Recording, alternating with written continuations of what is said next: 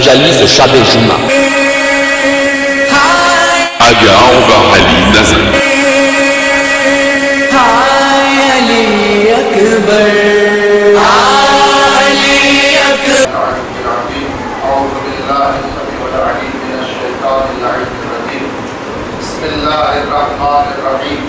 الحمدللہ رب العالمین الصلاۃ والسلام علی اشرف الانبیاء والمرسلین سیدنا و نبینا و شفیع ذنوبنا و طبیب نفوسنا ابی القاسم محمد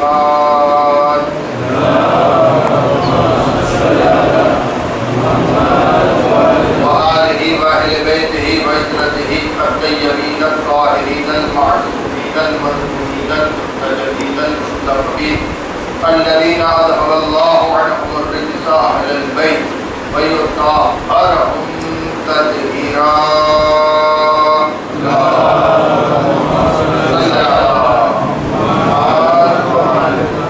أما بعد فقد قال الله سبحانه تبارك وتعالى في محكم كتاب المجيد والفرقان الحميد وقوله الحق. بسم الله الرحمن الرحيم. اللہ یرزق من یشاء بغیر حساب. صلوات پڑھیں محمد وعلی.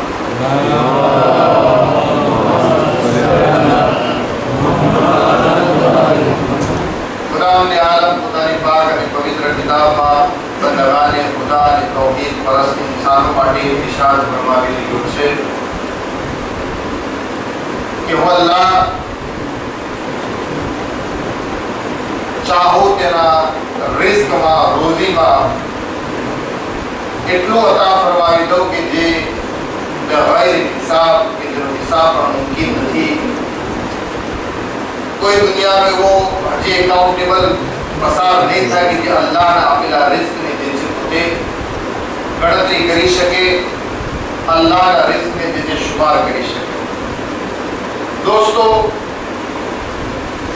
آج نانکڑی تقریب میں گفتگو આપણી જે છે ઇન્શાઅલ્લાહ તાલા અલ્લાહના આપેલા રિસ્ક અને હલાલ રોજી પર રહેશે કે અલ્લાહ સુબ્હાનહુ તાલાએ આ દુનિયામાં હઝરત ઇન્સાનને પેદા કર્યો અને પેદા કરવા પછી આ દુનિયાની તમામ મખલુકાત, આ સર્વ નિઝામ, આ સર્વ બનાવટો અને આ સર્વ સર્જન જે પરવરદિગાર આલમ હઝરત ઇન્સાનના માટે કર્યો. तो हज़रत इंसान ना माटे अल्लाह सुब्हानहु व तआलाए हर एक नेमतों पछी हर एक चीजों નું નિર્માણ કર્યા પછી અલ્લાહ સુબ્હાનહુ વ તઆલાએ હઝરત इंसान પર શરીયત નાફિઝ કરી, એક પછી પૈગંબરોને મોકલ્યા અને આખરમાં આપણા નબી આવ્યા અને એણે જે શરીયત લાવીને કયામત સુધી ચાલવા વાળી છે એ શરીયતમાં ઇન્સાનના માટે ઘણા બધા દુનિયામાં જીવવા માટેના મસાઇલને પેશ કર્યા.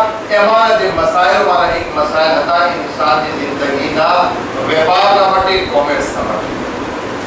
તાકી ઇન્સાન જ્યારે પણ આ મરહલામાં અને જિંદગીના આ પગથિયામાં અને જિંદગીના પ્રસંગમાં કે જ્યારે ઇન્સાન એક વેપારી બને, જ્યારે ઇન્સાન આ દુનિયામાં રોજીને ગોતે, જ્યારે ઇન્સાન આ દુનિયામાં અલ્લાહના આપેલા રિસ્કને મેળવવાની કોશિશ કરે તો અલ્લાહ તરફથી કેટલા હુકમો એના ઉપર નાઝિલ થયા કે તને આ કાયદાના અંદર રહીને જીવન ગુજારવાનું છે, આ કાયદાના અંદર રહીને તને જે છે આ દુનિયામાં રિસ્ક રોજીને હાસિલ કરવાની છે.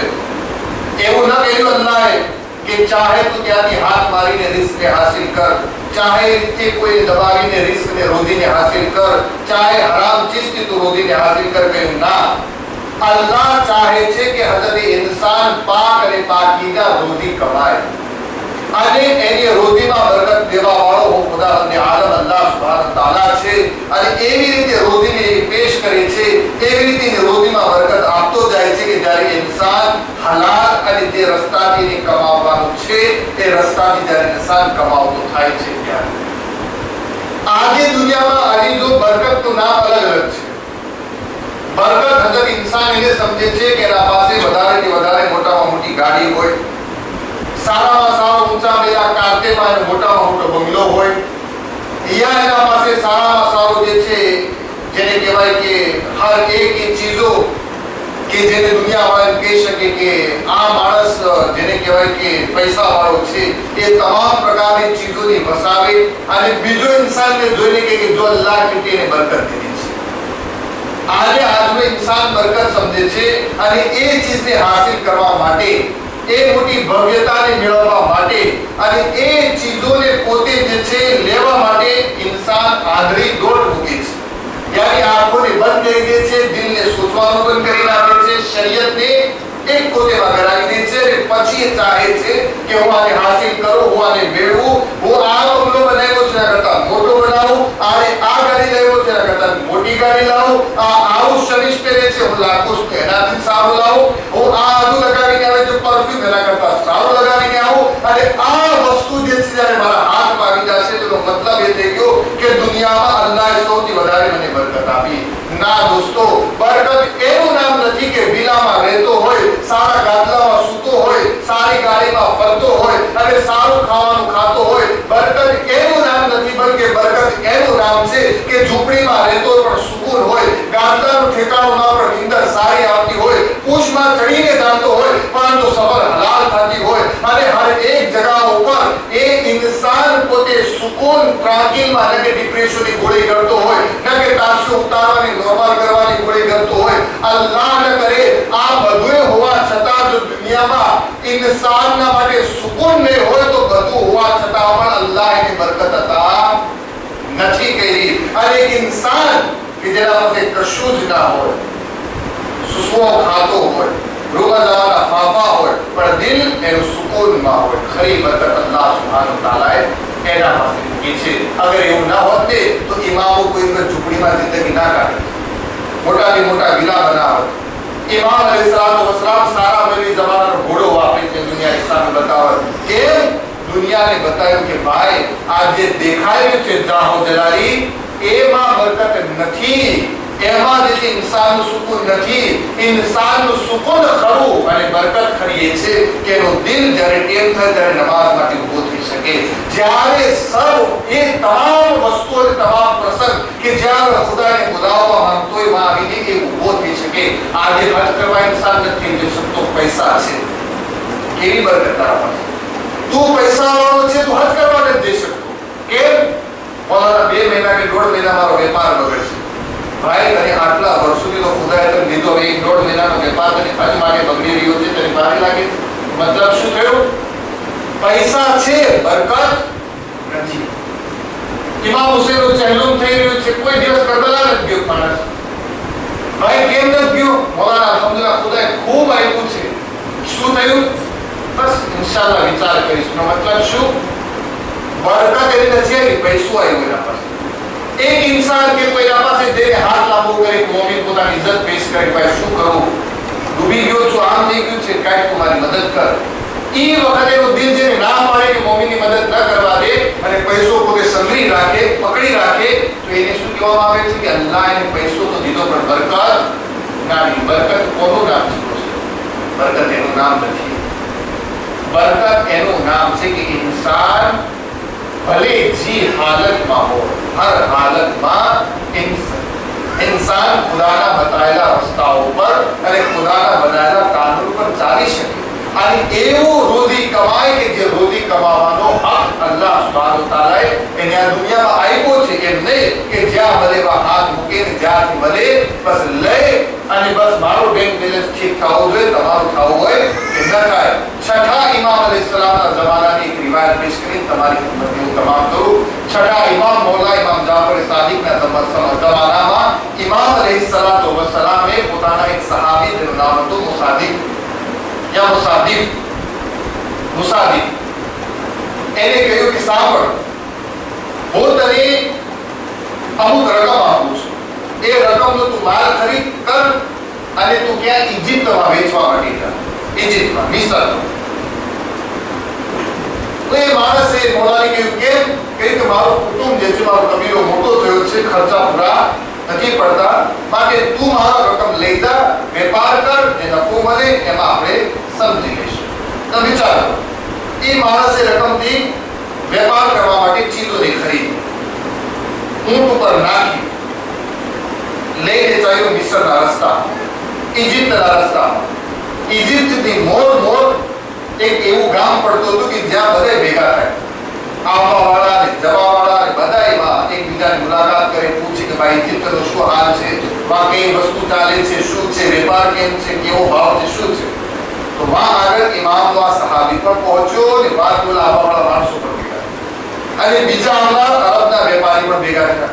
તો જે લોકો મિસરથી પોતાનો માલ વેચીને આવી રહ્યા હતા એ અહીંયા આવીને શું બોલ્યા કે મિસરમાં આટલી ચીજોની માંગ છે અને આ ચીજો છે જ નહીં, ચાહો એટલો તમે નફો લઈ શકો છો. તો ઇમામનો સહાબી અને બીજા વેપારી ભેગા અને આપસમાં શું કહ્યું કે કોઈ સસ્તામાં માલ નથી ફેંકવાનો, આ મજબૂરીનો આપણને શું કરવાનું છે, લાભ લેવાનો છે. ચાહો એટલા પૈસા આપણે કમાવાનો સમય આવી ગયો છે. 1 દિનારના બદલામાં 10 દિનાર છે, એકના કેટલા 10 ગણા થવાનો સમય છે. કોઈ આપસમાં ભેગા છે અને વાત ઉપર ઓકે કર્યા. કોઈ આ મિસર જે પ્રમાણે એનો આઈડિયા હતી પ્રમાણે વેચી નફો લઈ અને ઇમામનો સહાબી મુસાદિબ જે છે ઇમામ અલૈહિસ્સલાતુ વસ્સલામની ખિદમતમાં એક પોટલીમાં દિનાર હતા, બીજી પોટલીમાં દિનાર હતા. ઇમામના સામે મૂક્યા. ઇમામને કહ્યું કે આ રકમ છે કે જે તમે મને વેપાર કરવા આપી તેની તમારી અસલ રકમ, અને આમાં રકમ છે કે જે હું મિસરથી ઇજિપ્તથી નફો કમાવીને આવ્યો છું રકમ. તો મૌલાએ જ્યારે પોટલી જોઈ કે જે અસલ રકમની હતી એના કરતા ઓલા પોટલીમાં વધારે રકમ હતી. તો મૌલાએ પૂછ્યું કે તું કેટલા ગણામાં વેચીને આવ્યો? કહ્યું મૌલા અમે જ્યારે માં પૂછ્યા તો આમ વાત થઈ તો અમે જે છે આગળ આવી રીતે એકના બદલામાં આટલા ઘણા કરીને વેચ્યા. તો મૌલા એક મતલબાના સામે ગુસ્સાની નજરથી જોયું અને કહ્યું કે આ જે નફાની પોટલી છે આવો મને નફો નથી ગમતો કે જે કોઈની મજબૂરીનો લાભ લઈને લેવામાં આવે, માટે તું આ ઉપાડ અને લઈ જા તારા પાસે, મારા અસલ રકમ તું મને દે. અને પછી મૌલાના મોઢેથી શબ્દો નીકળ્યા કે તલવારનો જખમ ખાવો આસાન છે પણ આવી રીતે રોજી કમાવી મારા માટે મુશ્કેલ છે. વિચાર કરો તમે હવે આ એક ચીજ બદલાયના શબ્દો કે અગર આ રીતનો આપણે કોમેન્ટ્સ કરી રહ્યા છે, આ રીતનો વેપાર કરીને આપણે રોજી કમાવી રહ્યા છે તો પછી એ આપણા ઇમામના નજદીક કાબિલે કબૂલ નથી. જ્યારે છઠ્ઠા ઇમામે દુનિયાની સામે દાખલો પેશ કર્યો છે. અહેલે બેત અલૈહિસ્સલાતુ વસ્સલામ આપણા સામે દાખલો પેશ કર્યો કે અગર આવા પ્રકારથી તમે કમાવીને મારા પાસે લાવશો, આવી રોજી તમે અમારા પાસે લઈને આવશો, અમને કબૂલ નથી. ઇમામના પૈસાથી કમાવી લાવ્યો તો ઇમામને કબૂલ ના રહી તો તમારા અને મારા પૈસાથી કમાયેલી રોજી ક્યાં ઇમામ કબૂલ કરશે? આ તમામ વસ્તુનું ધ્યાન રાખવાનું છે. હંમેશા રોજી હલાલ કમાવી એટલી આસાન નથી. એક તલવારનો જખમ ખાઓ મૌલા કે છે મારા માટે આસાન છે. તો દોસ્તો તો 1400 વર્ષ મોરનો જમાનો, આજે તો 1400 વર્ષ પછીનો જમાનો છે. કારણ કે ખબર નથી તો ખાઓ આસાન, તેનું મિસાઇલ ખાવી આસાન, વેપાર કરવો હલાલ એનાથી મુશ્કેલ હશે. કારણ કે હું વેપારી નથી, ખુદાનો શુકર છે કે હું મૌલવી છું. વેપારી હોત તો કદાચ ભલે પડે મિસાઇલ કીધું તલવારનો રકમ ખાવો પડે પણ આવી રોજી ના કમાય. તો વખતે ભલે પડે કાં મિસાઇલ ખાવી પણ એમને કે જાહેર કોઈ આને મને મારે. મતલબ એનાથી એ થયો કે કદાચ મારાથી પણ આવી બધી ભૂલો થઈ શકત. તો આપણે આ વસ્તુ ટોપિક આ વિષય લાવવાનો મકસદ એ છે કે ઇન્સાન જરાક ધ્યાન કરે, વેપાર કરે, ખુદા બરકત દેવા વાળો છે અને અલ્લાહ સુબ્હાનહુ વ તઆલા ગૈર હિસાબ દેવા વાળો છે. કોઈ હિસાબ લેવા વાળો એટલું દેવા વાળો છે. પણ વેપારમાં આ નાના મસાઇલ હંમેશા ધ્યાનમાં રાખીને વેપાર કરવો જોઈએ. એક સલાહ પડે મોહમ્મદ બાદ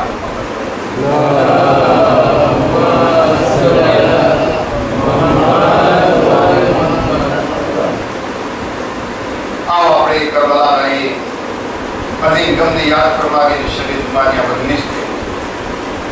ગમીમાં હુસૈન નો કુરસુમા ફાતિમા ઝહરા સલવાતુલ્લાહ અલૈહા પર પેશ કરે. હા દાદાની મસ્જિદ Karbala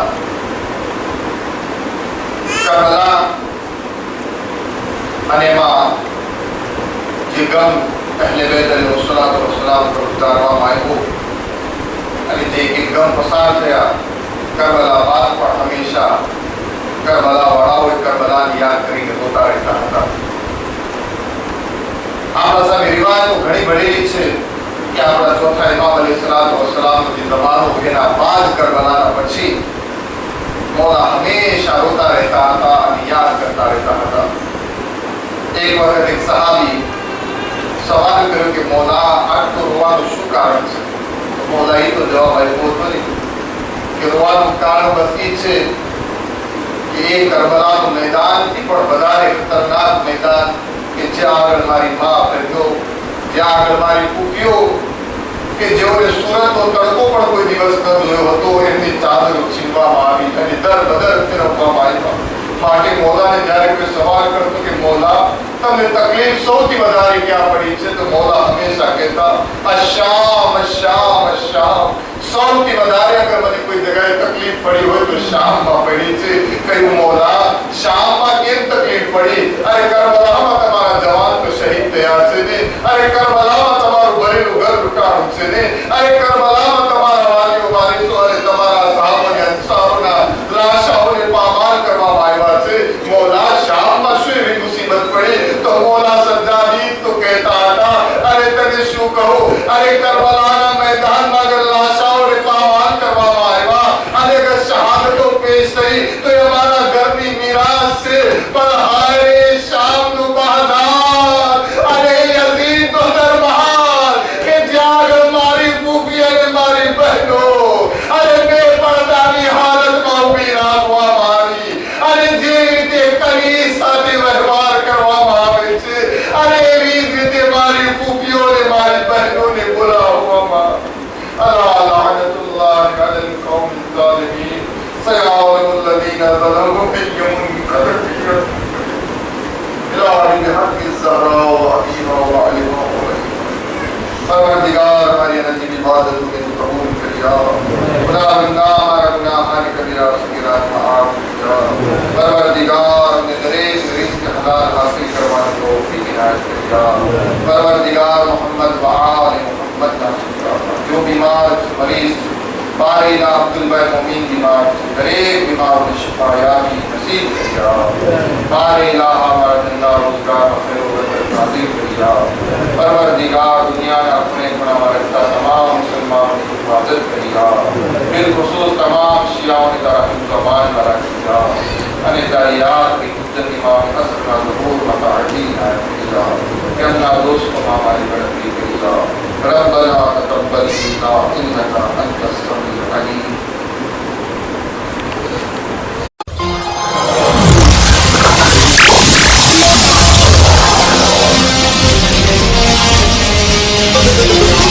Merci de votre fidélité et à la prochaine fois.